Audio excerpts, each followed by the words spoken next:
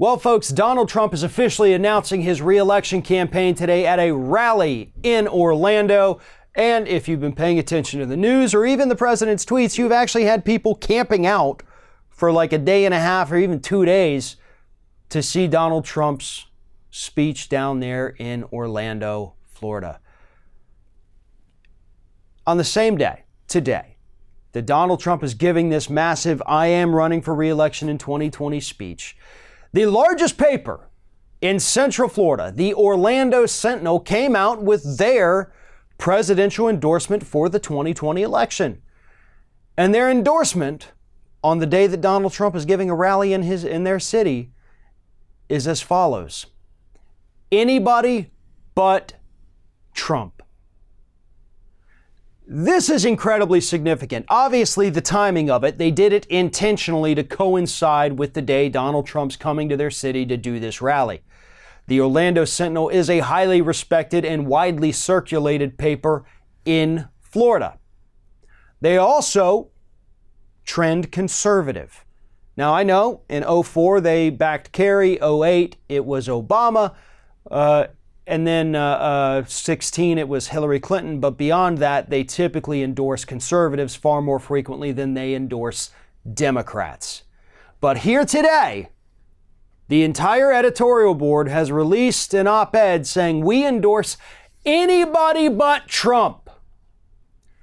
And it's not just a "we don't like Trump" piece. No, this was actually a well thought out, beautifully written op-ed that I encourage everybody to go read and circulate it widely.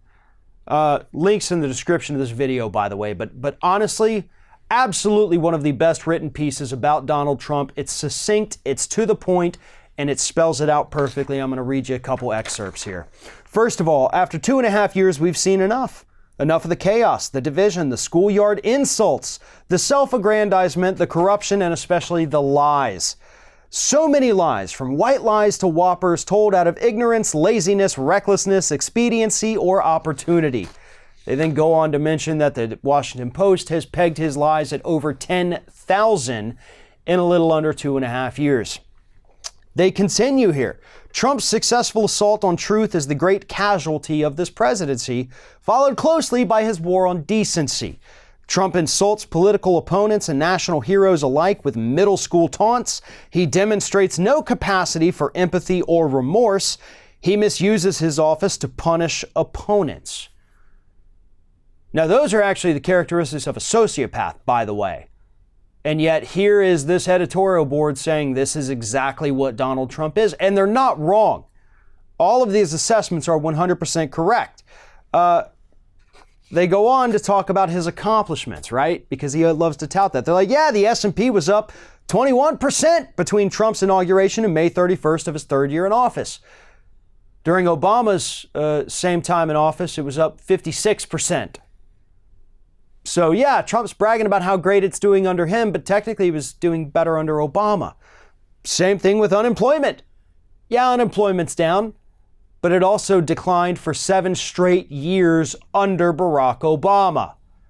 Obama put the wheels in motion. Donald Trump is just clumsily trying to steer the car at this point, and he's not doing that good of a job. So all of those accomplishments that he likes to brag about, those are actually accomplishments that Obama put in motion. Now, that's not to say that this is Obama's economy anymore. It is not. But it certainly wouldn't be what it is today if it hadn't been for the policies that happened during the Obama years. And they end on this note. They say the nation must endure another 1.5 years of Trump, but it needn't suffer another 4 beyond that. We can do better. We have to do better. And to me, that is absolutely one of the best statements about Donald Trump. We can do better. There's better people out there.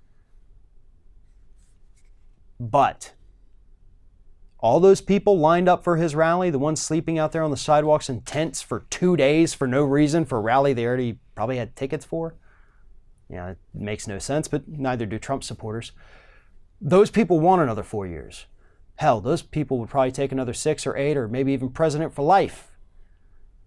But those are the people that we have to convince and make them understand that this is not how the United States is supposed to work.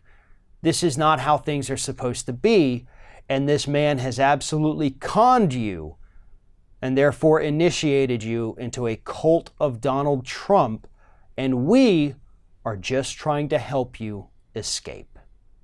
Thanks for watching, everybody, and don't forget, if you like what you see here, like, comment, share, and subscribe to our channel. And now you can also become a member of Ring of Fire and get exclusive early access to certain Ring of Fire videos all throughout the week. Just click on the little join button right below the video.